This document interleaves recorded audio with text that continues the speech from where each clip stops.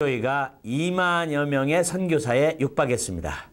이 선교사님들 가운데는 성실하고 형통하고 번영하고 승리감에 젖어 있어서 잘하는 선교사님들도 많이 있지만 그 선교사님들 가운데는 어렵고 힘들고 아프고 고난당하는 선교사님들도 많이 있습니다. 다윗은 하나님의 마음에 합한 자로서 얼마나 형통하는 삶을 살았는가 모릅니다. 그러나 반면에 사울은 그러하지를 못했습니다.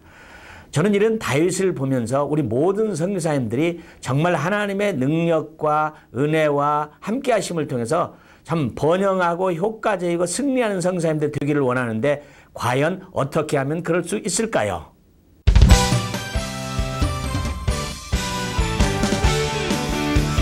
마태복음 1장 1절은 이렇게 시작이 되죠. 아브라함과 다윗의 자손 예수 그리스도의 계보라. 아주 중요한 인물이죠.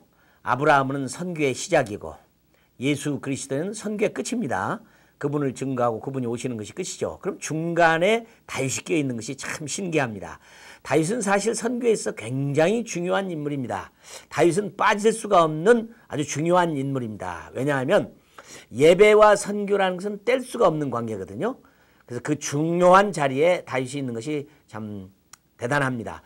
그런데 사실은 이 다윗이 죄를 많이 진 사람입니다.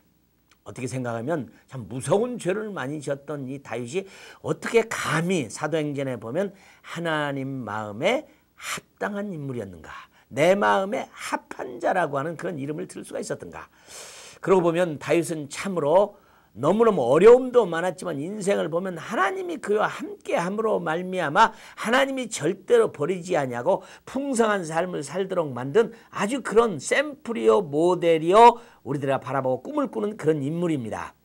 여러분 선교를 하다 보면 많은 선교사님들이 선교비 모금하지 않고 가만히 선교지에서 선교 일만 했으면 얼마나 좋겠는가 이런 꿈을 꿉니다. 그런 때로는 큰 프로젝트 때문에 또는 특별한 일 때문에 선교지를 떠나야 할 때도 있고 모금을 했음에도 불구하고 늘 부족해서 어려워하는 선교사님들도 있는 모습을 보면서 저는 어떻게 하면 참 다윗처럼 하나님 마음에 합당할 뿐만 아니라 형통한 자의 삶을 살 수가 있을 것인가 저는 참 고민합니다. 그러나 저는 확신합니다.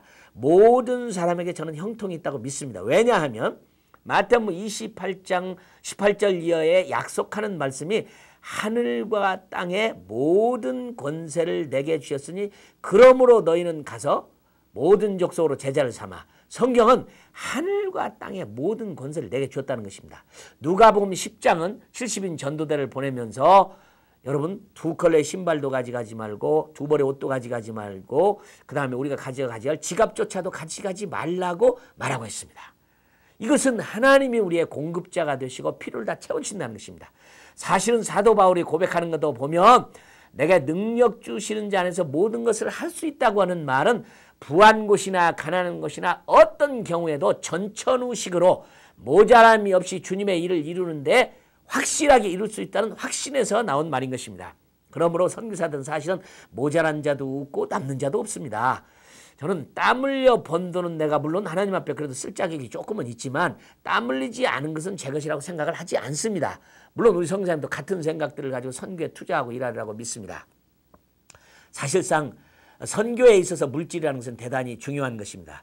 저는 제가 속해 있는 선교단체에서 저는 소위 페이스 미션이라는 걸 배웠습니다. 이것은 마태복음 6장 33절 이후에 있는 말씀처럼 너희는 먼저 그의 나라와 그의 의를 구하라. 그러면 이 모든 것을 더하리라고는 하나님의 약속을 믿기 때문에 사람들에게 자기 필요한 것을 요구하거나 요청하거나 달라고 하거나 편지를 쓰거나 아니면 유도를 하거나 그런 일을 하지 않는다는 것입니다. 물론 제가 펀드레이징을 하고 교회에 가서 헌금을 부탁하고 헌금을 모아오는 것이 잘못된 것이라고 말하지는 않습니다. 이것도 똑같이 하나님의 방법이라고 생각을 합니다. 그러나 사도 바울이 우리에게 보여주는 것은 어떤 것이었느냐 하면 자기가 동료를 위해서는 이런 펀드레이징이 필요했지만 자신을 위해서는 죽을지라도 하지 않았다는 것입니다. 왜냐하면 하나님이 우리의 공급자가 되시고 모든 것을 채워주신다는 확신이 있었기 때문입니다. 저는 그래서 모자라고 남고 하는 것이 풍성한 삶이 아니라고 생각합니다.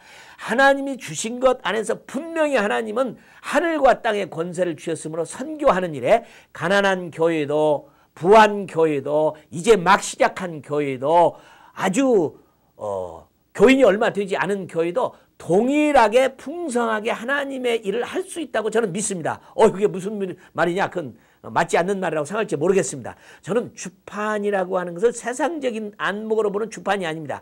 하나님은 분명히 필요하게 그 시절에 맞게끔 주신다고 믿습니다. 여러분, 선교는 돈으로 하는 게 아니죠. 돈이 없으면 무릎 선교사가 돼서 열심히 기도할 때 훌륭한 선교가 되는 것입니다. 전도 종족을 미리 품고 그저 기도만 하는 것도 훌륭한 선교사고 파송하는 것도 훌륭한 선교사라고 믿습니다. 저는 어떤 교회도 어떤 선교사도 하나님의 약속을 믿으면 다윗처럼 풍성한, 그리고 다윗이 가졌던 선교의 비밀을 깨달아서 사도행전 15장에 나오는 예수님의 동생 야고보가 깨달아서 곧 아모스 9장 11절에 말하고 있는 다윗의 장막의 비밀이 곧 각 나라와 족속과 방언과 언어와 수도 셀 수 없는 사람들이 모여서 어린 양과 보좌 있는 것이 하나님을 예배하는 것에 목적이 있다면 부족함이 그 일을 이룰 수 있다고 저는 확신합니다. 우리는 모두 풍성한 삶을 살도록 부름을 받았습니다. 당신은 풍성한 선교를 할 수 있습니다.